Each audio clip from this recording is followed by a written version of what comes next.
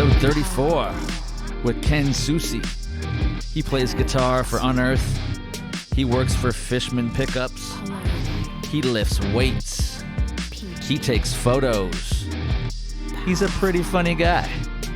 You should check out his music on the Players Pick podcast playlist on Spotify. Word. We're live. Nice. Ken I don't Susi. feel live. You don't feel live? No. You feel a little dead Yeah, inside? I feel dead, yeah. That's it's probably from hanging out with Devin so much. Pretty much. Yeah, he'll teach you the ways. Devin Townsend, he's like, when we go to NAMM, we work out in the morning, and I just say a bunch of Italian things to him. I try to train him like Rocky in the gym. I think he appreciates it, but... Oh, no. I'm sure he does. Yeah. I'm sure he looks forward to it because he needs some sort of comedic relief. Yeah, we'll do some chest exercises, and then when he's done, I'm like, see, you feel it in your tits? And I just start playing with his boobs. He loves that stuff. Oh, man. Ken Susi, man, it's been a long time. I was just thinking about it on the way here because there's only a handful of people that I still like hang out with, know from like the beginning of my kind of career in AR. But actually, our relationship kind of started a little bit before that. I was in tech support. Yes. When you called in to Mackie. Yep. And I was looking for something. I can't remember. Was I was it looking for mixing? Ampeg stuff. Oh, it was Ampeg, yeah. Yeah. So yeah, you've been you're like one of my longtime friends. I mean, we met like way before. Like I think it was like 2001, 2002. Sounds like. Oh no, okay. Let me think about it. No, it was actually a little later. It was probably about 2006 or 2007. Yeah. Roughly. That's when I would have been doing tech support, and you called in, and I think somebody transferred me and said, "Hey, the guy from Unearth is on the phone." Yeah. And I don't know, metal, dude. Like, talk to this guy.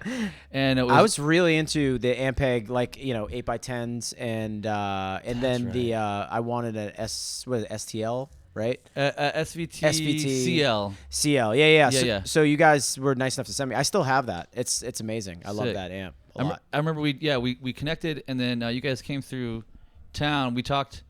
I think we hooked up slow too. Yep. Because he was the bass player at the time. Yep.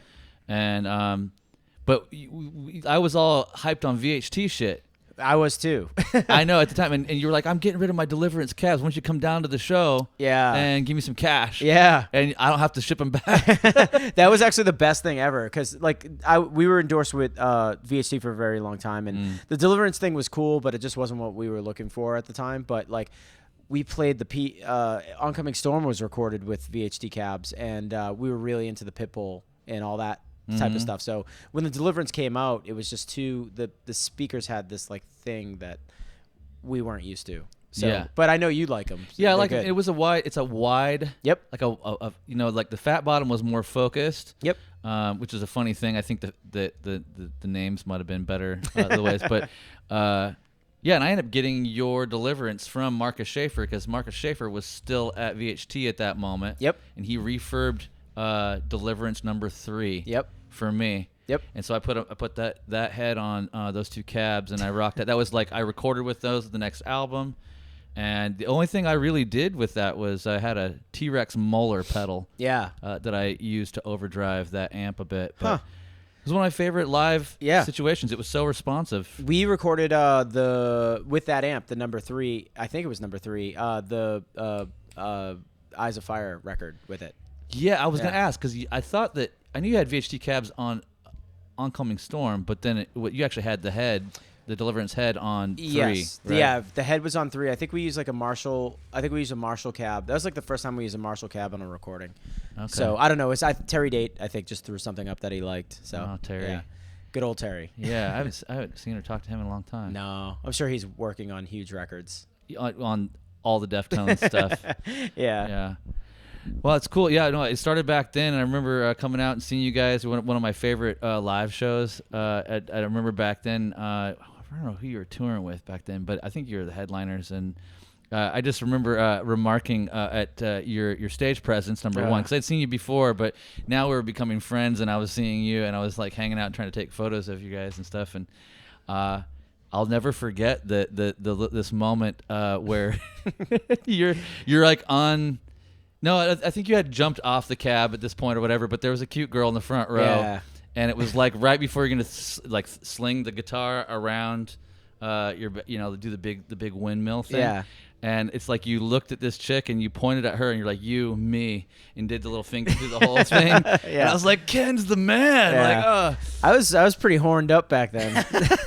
Still am, but Yeah. I gotta, I'm 40, so. Yeah, so like you've had longer term relationships these days. Yeah, I just got engaged. Oh, Yeah, whoa! Congratulations. Yeah, I'm starting, signing my death warrant. It's nice. Wow. Well, hey, you got to do it at some point. Yeah. It happens to everyone at some point. Well, all the internet haters can now be like, oh, cool. Right. Ken Susi's still a scumbag, which is cool. I'm into it.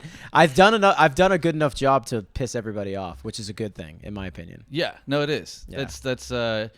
I don't know if you're doing it right unless you're getting a few haters here and there. Yeah, I can never run for office or any type of office, but I don't want to. I don't know if that's true anymore, dude. I know. I don't know. I think Trump's grabbing everybody by the puss, right? Yeah, dude. Like I think your time I think you maybe missed your slot. I know. At this point, I know. Now you're waning down. You're like chilling out. Yeah. And it's just the party's getting started. Like they need somebody that has like a 2020 poster that says "Shoot, come." Yes. Yeah. Yeah. Shoot, come or die. Yeah. It's I love that. That would be great. I've never laughed so hard making a guitar pick for anybody. Like you said, Ken sends over this freaking amazing graphic of him surrounded by chicks. It's actually off of a concert T-shirt that I acquired from a kid at a show. It was a Paul Stanley. Paul Stanley did a solo album, and his merch had 2 hot chicks and him holding a guitar, and I was like, oh, just put me there. That's amazing. So I sent that to you, and then I'm like, yeah, dude, can you just have it say "shoot, come" or something? You totally made my dream come true. I was like, yeah, we can figure that out. So fast forward like all these years now. I obviously I work for Fishman, and I dropped a pick at work once, and Larry Fishman was behind me, picked it up. He's like, you can't be bringing these picks to work. I'm like, oh, okay. Oh, that's amazing. Yeah. Oh, yeah. I could imagine. Oh, so who is this that just started? It's a band. It's a band. Yeah. Yeah. It's I don't know who it is. Opening. Can we talk over this? Is it gonna we're be too fine. Okay, cool. Yeah, dude. In the beginning of this podcast, I was just me and my phone. Yeah. And I was in back rooms, and it was just all this bass behind every interview ever. I'm just like, it's the way it goes, you know? This is the first band of the night is Queen. They're playing before us, yeah. Oh, nice. Yeah. It's Queen, Motley Crue, Poison, Kiss, then us. Oh, it's sweet of you guys to do something for those guys, you know? Yeah, we're trying to help their career, build them. I mean, they're not doing so well these days, so it's like... No. It's taking a digger. So. All those bands aren't. Oh, man. Well, I'm curious, as always. I wonder what the beginnings of your relationship with guitar picks is or was. Well, it's funny. I don't know how many people grew up playing guitar or grew up in musical families, but my brother played guitar, so that I learned to play from him. But even back into the 60s and stuff like that, my dad was in a surf rock band. So I always grew up walking around being a really little kid picking up guitar picks off the floor. So as I turned 9 when I first started, 8, 9 years old when I started playing guitar, I would just go to my brother's jam spot and literally pick up guitar picks. And believe it or not, most of them were Dunlop. And I found out at first I picked up one of those Fender picks, what are they called, Tortex? Or the you mean the tortoiseshell? Tortoiseshell ones, right? Yeah. So I didn't like those. I knew from just picking them up and whatever. And then I found a purple Dunlop on a floor once, and I used that pick forever. And I always sharpened it on the rug. I'd always run the front on the rug to keep resharpening it. So as I collected picks, I realized that sometimes I get an orange one that was cool. Sometimes I get a green one, which that was cool too. But the purple ones are my favorite because I'm a heavy picker. And then I had to stop. So that's how I got into using Dunlop picks. Sure. But throughout my whole career, I've used Dunlop. I refuse to use any other pick just because they feel right in my hand. And then when I met Dimebag Darrell, we did tours with them, he was showing me how he took a little knife and he was carving the top of the picks to make them sharper, which added more more brightness, more presence, which I thought was pretty cool. And I started sharpening my own picks, and then finally Dunlop put out picks that had that sharpened edge. But somewhere in between, somewhere along the lines there, I started to break strings a lot with the purple picks because I hit too hard and I was blowing through strings. So I moved down to the greens, and I'm really, really comfortable with the green picks now. Like this, it's literally I wish I found them earlier in my career. So you're on Tortex Sharp 88s. Yep. Okay. What's the purple? Purple's 1.14. Yeah. So I use those like all the way up till 2003 maybe. And Wow. then like I just had that epiphany once I touched a green pick. I was like, wow, I'm not breaking strings anymore, and oh my god, like this feels better. Because there's a little bit of flex in it. It's not gonna like it doesn't have to move the string Yep. as much. Yep. Right? I don't like to use. I pick really, really heavy. So like if I'm using a heavy string, pick, it's gonna blast through string. You know, I lean way too hard into it. And so do you use like heavier gauge strings like for your 7-string? Like what are your gauges on that? No, I'm actually using lighter strings nowadays. I'm Really? the new Unearth rig. I mean, we've always played like 10s with a low 56. Okay. But then like Buzz and I decided we want to have fun on stage and not have to bar a B chord we wanted to play in drop tuning. It was more inspiring to write riffs on, and also like we like to like hit the guitar and run around with our hands over our heads, you know, like we just won a fucking Super Bowl or some shit. But no, so like now I use 9s, and my highest string is an F sharp, and my E, what would be my low E string, is an F sharp as well too. So everything's up one step. And then the lowest string is B, and that's a 56. So it's lighter strings, same bottom. The reason why we did that is just because we tried to play all the Unearth songs and drop A from a B, and it didn't sound right. And then we tried to play in C, and it didn't work. So Buzz and I just said, like, fuck it, straight, you know, string the guitar up with lighter strings, play it a higher tuning. Got it. So the tension is still there. Yep. But yeah, and 9s actually feel really good, just because like they still feel like 10s to me because they're tuned up higher, but like they still, I don't know, I just feel like my playing's gotten better because of it, because the strings are just narrower. I like smaller strings. And so, do you think with the sharp pick, I mean, like some that pick, the Tortex Sharp is kind of like, it's not everybody's pick for sure, because it feels so, it's like so precise. I like it because string jumping. Like it said these ones, I just hand them a pick. It says "fuck school" no. on it. So but Yes. but no, I feel like jumping strings, alternate picking and jumping strings is easier because it's more precise. Okay. I can like bounce around. Do Whereas you choke up at all? Like how close up are you on that? I'll hold a string. I'll hold a pick like this. Okay, so there's plenty of Yeah. pick. All right. Yeah. But yeah, I mean, but I'm very like palm heavy. I lay my palm really heavy. Buzz picks a lot brighter than me because his hand's a little bit off, but he strikes the strings almost at a diagonal way. Up down. Yours is kind of curled back towards the string. Have a pick. Thanks, buddy. You deserve it. I do deserve this fucking fuck school pick. Yeah. That's awesome, dude. Like, it's always interesting because this pick for me, I'm starting to come around to these picks, especially after I've done some picks for Polyphia Boys and Sean. Yeah. They're into the purple version of this. Nice. Big time. And then Jeff Loomis has got, we just did a custom pick for him that's Ultem version of this, but it's a 1.5. That's awesome. And I didn't, I don't know. I guess I'm just, if you leave me alone with one of these picks, I'll get used to it. Yeah. But it's not my favorite because I feel like it's kind of like when you first played a VHT or like one of the stiff amps, an old Soldano or something like that, and you've been playing Mesa Boogies and it was squishy and now it's all tight. Now you have to actually play. Yeah. And be precise with the thing. You can't just like hit like the chord in the near vicinity. Oh, it's close enough, bro. I know. It's not that. I know. It's not that. So I had a real moment though. Like even today, like I didn't know. Okay, so I've been ordering those picks for a while from Dunlop, but you know, I don't really buy picks ever, right? Mm-hmm. I buy them directly from Dunlop, Sure. right? So I went to a Guitar Center at the beginning of this tour, and actually I saw all the green picks, but they were sharp, just like the Dimebag ones. And I remember I was like staring at the bag, being like, "Wow, this is so crazy!" Like thinking about like Dimebag handing me one of his picks, and then me going into a store one day and seeing something just like it.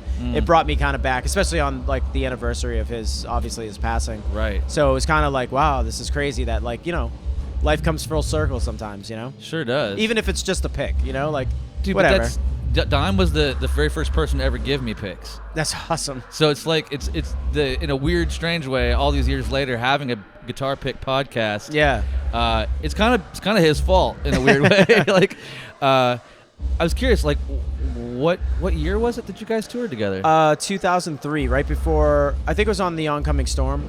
Okay, so it was Damage Plan. Yeah, so Damage Plan, and they were really awesome. Like, you know, not to get way too into it, but like Dimebag and all those guys were kind of like, you think that they're rock stars, you know, you don't really know what to expect going into a tour, and they're obviously like backstage with all this like entourage, like all these people wanting to meet him and stuff. But like the first thing like Dime ever did was like walk up to me and like a couple of my guys, and he's like, hey man, like, what's up? My name's Dimebag, Trash Bag, whatever. Like he named like 50 things. He's like, call me whatever you want. And then we're like, oh, that's cool, man. Nice to meet you. And he's like, hey, there's a light behind you right now. Like, how many lights are on behind it? You know, like, don't look. And I'm like, 2. You know, and he's just like, oh, no, you're wrong. It's 3. But he'd hand you like $100 and walk away. You know, like, he's just a weird game show host guy. Like, he's like fucked up. But like, he made such an effort, and him, Vinny, and like stuff that's like to get to know us, that it was unbelievable. Like, bands don't do that. And they're they did. street level for sure. Yeah. And they were very approachable. Always kind. I mean, he would just hit me up all the time, and like, even when we were off tour, just to talk, and just like, hey man, like one time, like we come to Texas, and he's like, go to my club, right? He owned that strip club and stuff. Yeah. He's like, go there. He's like, unfortunately, I'm sick. I'm home in bed. He's like, I wish I could be there, but I'll meet you. You know, like, you know, some other time. And he would. He'd come out. Yeah. Yeah, they definitely were. I only hung out with them a couple times, but every time made me feel like I was like important. Yeah. Every time you were in the room with those guys, they made sure to acknowledge you and pay attention, even in a room full of fans. Yeah. You know, it was really cool. Well, he was the type of guy that too would like come grab you out of nowhere and be like, hey, we're gonna light fireworks, let's go. You know, but like, all right, cool, where are we gonna light fireworks? And he's like, on stage for the opening band. That's just people. the local opener. Let's just blow up their drum kit, which he would start taping M80s to the drummer's china and stuff. It's like, damn, this guy is reckless. Dude, it makes me so happy to hear that, and it reminds me one of the few times I got to actually hang with Terry Date. I was like, tell me a good Pantera story. Oh yeah. He's like, oh yeah. He's like, you want to know? Here's one. Yeah. He's like, I had this intern that was helping finish up Trendkill. Yeah. And I had to go to Louisiana to New Orleans with Phil to track the vocals with Trent Reznor, right? And I told the intern, I said, hey man, you stay here with Dime and Vinny and finish, get him and Rex to like finish doing these couple parts, just just a little bit of work. It's not a lot of work. Yeah. But you got to stay on them. And he's like, I'm gonna tell you. He's like, if they ask you to drink, you just drink. If they catch you not drinking, fake drinking, then it will be 10 times worse. And so just go along with it. So it's not as bad. No, Trevor, the first time we ever met them, first time any of us ever met them, Trevor got flown out to do some like weird promotional thing for the record, and they drank all night with him, right? Whoa. Like they were definitely like, yo, fucking, like drink. So Trevor, you passed out in a car, and he basically passed out in a car. And like Dime literally noticed Trevor wasn't at the party anymore, and he's like, where's that guy? Blah, blah, blah, where's Trevor? So sure enough, they found him in the parking lot amongst all these cars and woke him up to give him another shot as he's passed out drunk. A double. We gotta break him in somehow. Yeah, double shot of Crown, said he's got to break him in somehow. The funny thing is that like those dudes just like keep tabs on who's around and what's happening. So they're very inviting. I mean, there was this one show that we played in Texas. It was literally fucking noon. I showed up I had like my shower bag in my hand. I'm like, oh great, living out of a van. A hand pulls me like out of nowhere behind me, just pulls me into a room. And it was like at noon, 50 dudes in a fucking room drinking booze. Yeah. Shoving fucking, whiskey down my throat, blah, blah, blah. Then one dude boots me in the ass out of the room with my bag and shit. And I'm like, oh God, I'm fucking hammered. It's like, it's 12:05. Oh my God. You know what I mean? Those guys had a knack for like they were awesome. Well, that was the ending to the little story that Terry tells me. He's like, he goes away, comes back, and like when he comes back, the day he's only gone a couple days, he sees the intern duct taped to the control room chair. Yeah. And his head is they're shaving his head. Oh my God. He fake drank. He tried to like tap out of the drinking games. Yeah. And they caught him, and they just like, I told you not to do that, man. And he's like, he just duct taped, and like he had long ass hair, and they shaved his head, and they set him on fire. I don't know, all kinds of crazy shit. I'm like, wow, dude. The one thing that I know about, we leave it here, but Dimebag used to love to gamble on just about everything. Mm-hmm. And there was one time, like, you know, they had this like little plastic ball that bounced around, and they drew numbers on this weird cardboard box, and they were betting on that. One time Buzz walked out. Buzz has huge pair of nuts. So like there was this weird hillbilly outside of the bus, and Dime invites this weird dude in because we were talking about Buzz's nuts. And they were like, hey, man, I invited you in here to fucking see who has bigger nuts, you or Buzz. And literally this dude like pulls out his balls. Buzz pulls out his balls. I think they had the same size nuts, but Buzz was like way like shinier or something. So I think Dimebag gave it to Buzz. But it was fucking weird, man. It's a nut judging contest. Yeah, they were just gambling on dudes' dicks and balls or whatever. That's fucking hilarious. Dude, well, this podcast is taking a turn, man. It's interesting. I like it. You have Ken Susi on here. It's bound to. I was hoping this would get dirty. I should have put the XXX disclaimer up front, but oh well. Sorry, kids. Sorry, okay. Mom. Yeah. My picks say fuck school. Deal with it. Yeah, and I have, yes, exactly. What was I gonna say? I don't know. The bass was like trying to kick my ass there. Opening band bass booms. Yeah, 808 hits. They'll get you every time. Yeah. Reverberation. Well, outside of the pick stuff and Pantera stuff, I know that you work out a lot. I know that's part of your religion. I try. Like what else? Trying not to stay fat. What? Yeah. Well, no. That's really. Yeah. I'm not doing a very good job at the moment. But so at home, I work out. I do cardio in the morning. I work out in between, like out my lunch break. I work at Fishman, and then like I do like the Fishman thing, and then I play hockey with like college kids, and soccer with like men and college kids. So like right now, I'm in a really good place. Even though I'm like 40, I'm still competing, and I like to stay active. I'm very, very competitive. And the only way to fulfill that competitive thing is like by playing sports. So that's been like really great for me right now. Cool. Yeah. Because you're just done with winning at music. So like sports is the new frontier. Sports is just one of those things that like I did it my whole life, and I played in college, and I missed it, and so I went back to it, and now I've been like climbing the ranks of like these like weird men's leagues and college leagues and shit, and like it's cool to be like accepted onto a team with a bunch of 21, 25-year-old kids that are like that you're keeping up with, and it's to do that at my age is pretty cool. I feel like Chara from the Boston Bruins. That's awesome. But I do that, and I do photography very heavily. So yeah. Is that what keeps you sane? Yeah, at Ken Susi Photography. Check out my shit. Yeah. You're a great photographer. Thank you. Appreciate it. A lot of great shots. From Love taking pictures of girls and like macro photography of weird things, and it's just I don't know. I'm just trying to push my limits. Yeah, I mean girls are great, and so are nature things. Yeah, well the best part about a lot of the models I work with is that they're they're bisexual, or they're actually just straight up gay. So there's no opportunity of me being Ken Susi with them. Plus I'm taken, but it's cool. He's taken, ladies. Yeah. You'll say it again. He's taken. It's cool to actually like work with a female, and a lot of the female models that I work with, I give them the opportunity of picking how they want to be presented. I like to work with my models. I say, hey, I want to do this. What do you think? And they're like, hey, why don't you put this in my mouth and blah blah blah, and then or like I'll wear this or blah blah blah. And I always let them push their own boundaries, and I just like capturing what they want to capture. So that's like really fun. That's great. Yeah. I'm sure there's a lot of empowerment in that. For them it is. Yeah.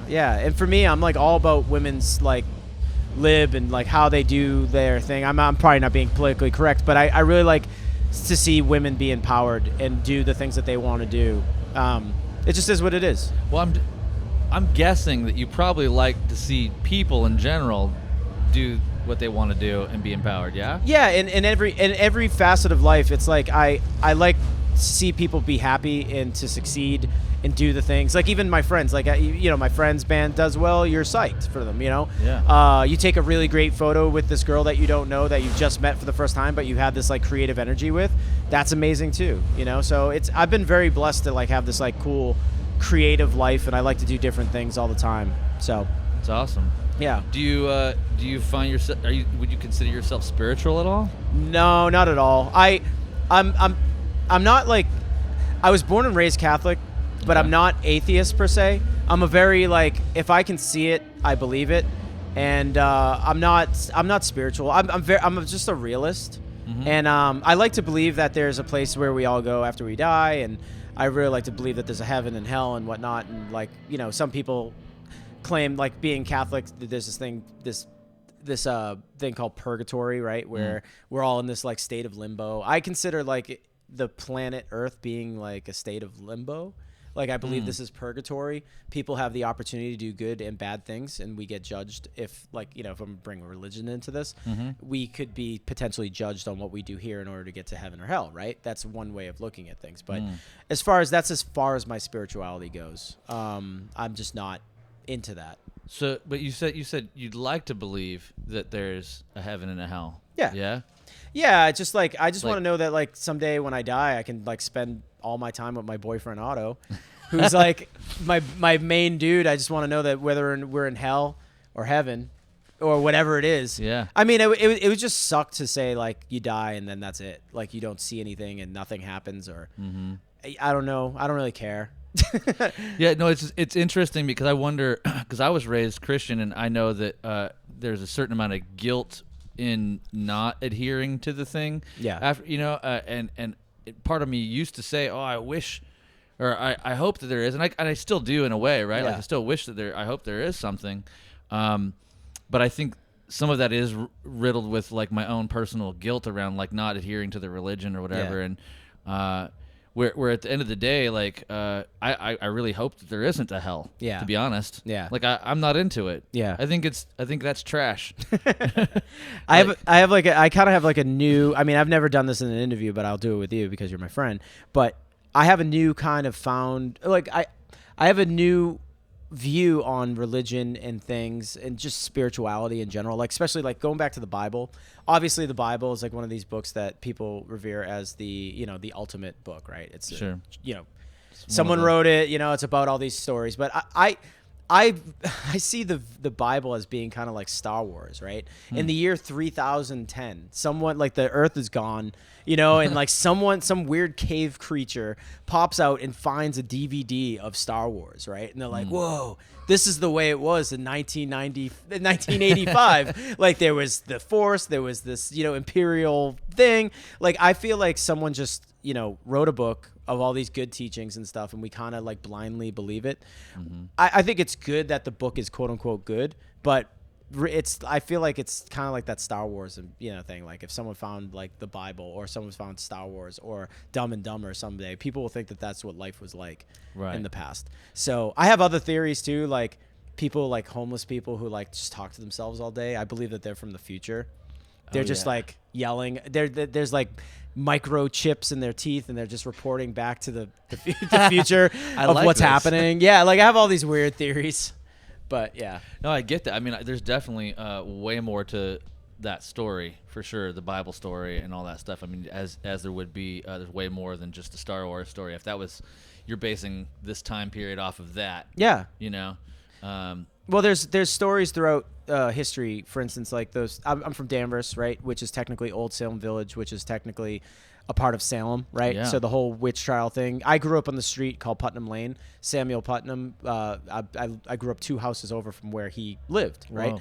But like when you look at history, there's like, for instance, when you know, during that time, people believe that they were hallucinating off of this thing called, I think it was called like epica. I can't remember the word, but it's like this hallucinogenic that was like you can kind of get from wheat. So when everyone was like in the, you know, courthouses saying like, oh, I saw so and so, you know, I saw this person and they were talking to a black raven and it was the devil and all this stuff, they were probably tripping balls. Whereas like in the Bible too, there's the bush, you know, and you know, so and so was talking to him. It's like, how do you know that they weren't tripping balls? And Well, they say that, I guess, that there's a lot of evidence that would conclude that it was like a bit of a mushroom cult in the early days of Christianity, and that the word that translates to apple or whatever for that original like fruit Yeah. that they supposedly ate in the Garden of Eden actually also translates to like mushroom. And it's about the color of the mushroom versus the apple. So people like to translate it to apple, but really it translates to mushroom. Yeah. And it's one of those scenarios where there's a bunch of evidence of mushroom. Yeah. You start writing about if you were fucking tripping balls and you ate some fucked up mushroom, you'd be like, God. I saw God. It was a woman. I took a rib out of her. I made another human. And an angel came down onto me. Yeah, dude. Angel came on me. Fuck, it doesn't matter. Like, do you see that burning bush, bro? Yeah, dude. So I think that like obviously we're all lucky that the Bible is one of these books that teaches good things and kind of gives people some type of structure and order to a certain degree. But I believe doing anything to excess is like bad. I think if you believe in religion, there's there's people that take it way too far. There's obviously countries in the Middle East that hate each other over religion, which is dumb. Right. That's just fucking land. We're all just people. Yeah. Just look at you guys. There was metal, bro. There was metal, but then you guys came out with this metalcore thing. Oh yeah. You just take it one step further. Yeah. Add all these big ass breakdowns. Super cool. Freaking growling. Yep. Jeez. Yep. We're still living out of a van. Everything's great. You guys put out a new record recently, and I'm curious. I listened to it, but like, you guys still love the breakdowns. Yeah. Well, it's like what we do. It's kind of like Peter North not shooting a ton of yogurt out of his penis. It'd be weird. Yeah, it'd be weird not to do that. I don't know if this is a PG thing. No, it's definitely not. All right, so I can talk about porn people. Yes. No, like Listen, we've taken a lot of musical chances in our career. I think if you listen to our first record, Stings of Conscience or Above the Fall Man, all the way up to the present day, I don't even know, Extensions, I think is the name of the record. If you listen to all of our records, they're all a little bit different. One's thrashy, one's more melodic. There's bands out there that literally put up the same fucking record constantly. It's true. And we don't do that, even though people pigeonhole us as a metalcore band or whatever. I think that we are integral in what we do. I don't give a fucking shit if we're the biggest band in the world. We put our name in the history books as being that band. And it's actually kind of funny to see like certain bands get credit for the whole metalcore thing, and I'm not saying we invented it or anything. Sure. I would say if there's ever a thing that I would like to think we're responsible for, I'm not sure if this is true, but I think we're the first band to put sweep arpeggios over breakdowns. In 2000, One Step Away had a sweep arpeggio and a breakdown, and like I don't think anyone did that at that point. But I would actually probably feel like maybe you are. I'm not even the dude who said that. I do a lot of stuff with Tosin Abasi, and he was like, "Bro," he's like, "You literally just like no, he did. He says that just like that. Yeah, he goes, "Bro, I think you guys were the first band to ever put a sweep arpeggio over a breakdown." I'm like, "Whoa, you might be right." So the whole metalcore thing is cool. The only reason why we are what we are is because we were playing with Shadows Fall and we were playing with Hatebreed in the same weekend. It's like you got to make a set list that's appealing to both audiences. Yeah. So yeah, that's kind of how we landed where we're at. I think Caven was like the best quote unquote metalcore band. Great band. Yeah, so good. Well, you guys really set a standard, and I remember Oncoming Storm and 3 are two of my favorite records. Nice. Honestly, that's the last time I listened to the band a lot. Me too. Like, literally, it's the only records I give a shit about. Oh, come on, man! Like, all the other records are great too. Like, I listen to every one of them as they come out, and I like stuff off of every album. I've changed though. I've changed so significantly that like my listening tastes are literally mostly like indie, neo, soul, hip hop, EDM, and guitar music with a little bit of metal, Dude, I'm responsible for it too. I don't listen to metal as much as I used to because I like to stay creative. Sure. But I listen to like weird, stiff, fucking what's that band? Kraftwerk. There's a lot of LA shit that I'm way into right now. Really? There's a lot of bands from LA and it's nothing like metal. Geneva Jacuzzi, have you ever heard her? No. She plays this like really stiff Kraftwerk kind of like weird. I don't know. I can't explain her. She's just very artsy. There's like weird bands like that. Like, she's not a band, but a solo artist. But I listen to that. There's a grunge band kind of like called Moaning. They're from here. Cool. Signed to Sub Pop. Sloppy Jane is a cool band. It's like weird shit that no one's ever heard. When you still have a grunge band? I do. It's called Swivel. We're putting out a record right now. Cool. Yeah. I like the sound of that. You guys, already put out a full record? No, it's finally getting mixed. Mark Lewis is doing it. Because there's just a couple songs that are out there. Yeah, it's basically like it's like Nirvana-y, but like it sounds like the girls from there's a female singer, Noelle LeBlanc from a band called Damone. She it sounds like what's that band? Veruga Salt. Everyone always says it sounds like Veruga Salt. I like Veruga Salt. Me too. Those chicks were hot. Yeah, totally. I don't know if they say anything about me, but they should. Oh man, well that's awesome actually, because that was part of what I was gonna ask you about next was like, what have you been listening to, and it sounds like you already got a handful of bands, but like, is there anything deeper in the coffers that you would tell us about? As far as what I'm listening to, I think I gave you the really underground bands that I'm listening to right now. There's obviously a lot of great metal and hardcore, but I honestly, this may sound crazy, but I listen to a lot of yacht rock still. Yeah? Chicago. I'm good friends with Air Supply now, so I hang out with those dudes all the time, and I love Air Supply. They're my favorite band. Like Aaron McLean, the guitar player, who's like legit in the band. He comes to the shows in LA a lot. He can't come because he's in Japan or Asia right now, but he and I always have this conversation. He's like, he comes out to on our show. He's like, you have the life, man. You guys put on such a great show. I'm like, no, you have the life. You're playing in fucking Air Supply, and you don't have to like do shit other than play hits. It's insane. So Air Supply is like Air Supply, Beatles, yacht rock shit. That's all I listen to. No, but there's a reason why it's played on yachts. Yeah. All yeah, right? it's expensive music. Yeah, it's good time, good feeling. Yeah. Listen to America, You Can Do Magic, and tell me you don't want to shoot heroin, blow coke, and set your house on fire. Dude, I'm gonna put it to the test. Dude, it has a reverse goddamn fucking triangle in it. I did not know that. You can do magic, sping. Oh, dude, I could just beat off to that all day. I'm gonna have to go back and do some homework on that one. I didn't just hang out here for 10 more minutes until Buzz shows up and we have a party box that pops in. Okay. So we're doing this now. Oh, we're gonna do this tonight. Okay. Yeah. Well, what would you like the kids to know, if there is any kids left at this point in the podcast? If anybody's listening, they're probably like, your band was better in 2004. They're like 45 years old now, just jaded dudes. No, I don't want anybody to know shit. Fuck everybody. Yeah. Play Fluence. Fuck off. Yeah, play the pickups that I rep because they're sick. Everybody else is a bunch of goddamn jokers. Kiesel Guitars is cool. I know someone that works there. Yeah. They do some shit. Buy my signature though. It's on ESP. That's dope. Yeah. They Ken doesn't play Kiesel. He plays ESP. I play ESP, and I get mailbox money. I have a 7-string version. They just put out a 6-string because it sold well. Sick. Which I'm psyched on because I'm not a 6-string player. Is it the identical like chromed out silver thing? It's exactly the same, but a 6-string. Because it's funny. Your guitar is so sick, but oftentimes when I look at it, I think it should be a Rammstein guitar. Yeah. Like, because it's like so silvery and like. Well, that's the funny thing. It should be. Yeah. I basically I was with Ibanez for years, and I was like, make me a universe, an ESP universe, and they bought it, so it was cool, and it's selling really well.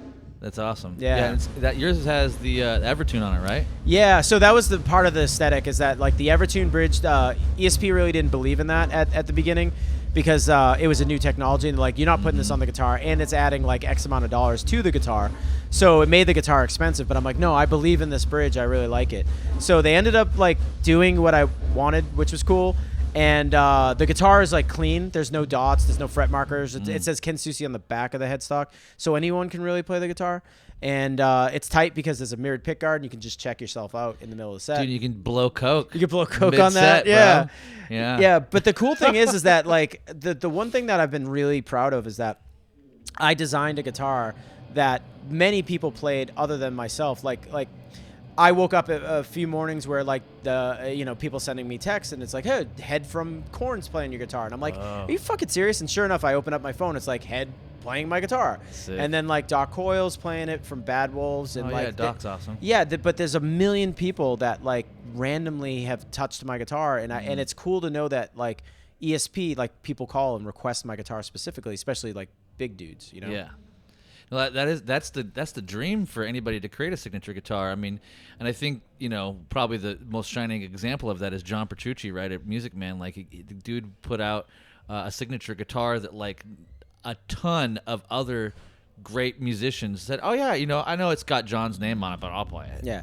Can I say something? And I don't want people to think that this is negative because I think John Petrucci is a great guitar player, but I think you're going to get this when I say it. Yeah. Every time I look at a picture of him, I think he's wearing a fake beard. Can he pull that beard off? It's so black and it looks like it's bought at a costume shop. It might be, maybe, I don't know, maybe he's dyeing it. Because like if he's dyeing, you know what I mean? Because it's unnatural. It might be unnaturally, but he's just got great genes. If he wore a monocle and a top hat, he'd look like Mr. Peanut. But like, listen, I love that guy. No, he's great. And I wish he would play my pickups and shit. But like, I swear to God, I always think he's like in disguise. Well, I think because he's been characterized so much lately, especially you've seen the Gear Gods interviews. Yes. Dude, yeah. I mean, like, yeah. It kind of almost like he's just like he's got such a comedic following kind of around from those old videos that somebody trolled. I don't know how long ago now from the rock discipline or whatever. And now he's just like this different kind of character. But he's very unique. Like Paul McCartney and shit. I always hear they used to like the Beatles used to wear like fucking mustaches and glasses and beards. He's the opposite. He's just gonna take his shit off and then he could walk around freely. Oh man, he wouldn't be John Petrucci. No one give a shit. It would be to his benefit. Yeah, and he'd look like I don't know. He just looks funny. Well, you'd probably if you could take his long hair and everything off. I mean, there was a moment where he was doing that. Yeah. In Dream Theater, right? Yep. I think it was like, I don't know. It was weird. He cut his hair off and he had really short facial hair.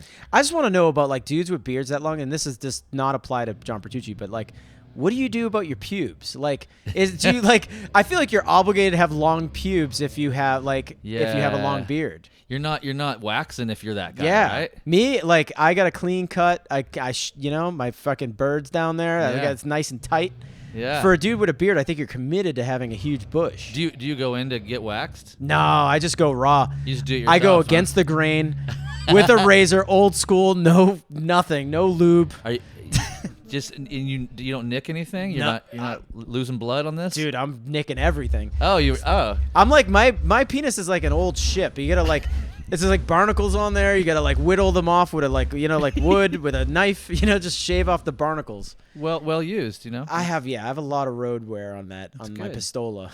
Well, congratulations, Mrs. Susi, to be. Yeah. She won't watch our DVD because she doesn't want to see me as a scumbag. It's probably a good idea. Yeah. Keep the better memories in her head. Yeah. I'm trying to show her though. I think she should know what I'm made of. You're like, babe, before we tie the knot, I think you need to watch this. Yeah, you have to. And but the funny thing is that I tell she asks me sometimes like the worst stories ever, and I'll tell her, and she laughs. I told her about the story that like I had this like I'm not gonna get into it, but it's like I never had an STD in my career, but like I thought I did one time. And there's a funny story that I'll tell you when the microphones are off that go along with this. But it was a horrible story, and she laughed, and I was like, "Oh, okay, this girl's cool." That's when you knew she was the one. Yeah, that was the exact moment that I know I wanted to spend the rest of my life with. I don't have the ring right now, but I'm getting down on one knee, and you just did the thing that we crossed over the line. Yeah, it's like this gonorrhea story went too far, made me realize I love you. And we're doing this. Yeah. That's amazing. I love it. Well, I'll cut it off here, man. Yeah. I just want to say I appreciate you being a guest, and thanks for bringing your friends and letting them play in the background. Queen and Motley Crue. I'm glad that they're practicing because they don't sound that great tonight. There's no one in the room. They're all fucking jokers. Yeah. It's they're weird. non Bon Jovi wanted to play headline over us, but we're not letting them. But no, dude, I really appreciate this podcast. Our friendship. We've been friends for such a long time. I really appreciate everything. Likewise. You're one of the very few. Just so people know, you're one of the very few people that I consider a friend, like a true friend in the industry. And you're on a very short list of people that I trust with very sensitive information. Oh, man. Likewise. I appreciate that, Ken. Yeah. Thanks for being here, and looking forward to the show. Fuck yeah. All right, man. Players Pick Podcast. Picks and Perspective with Chris Johnson. Pool table. This episode of Players Pick Podcast brought to you by our good friends at Jim Dunlop Guitar Products, Kiesel Custom Guitars, and Mackie Headphones and Mixers. Sound design by Drew the Drew, and voiceovers by the amazing Minnie Joe. I've been your host, Chris Johnson. Until next time.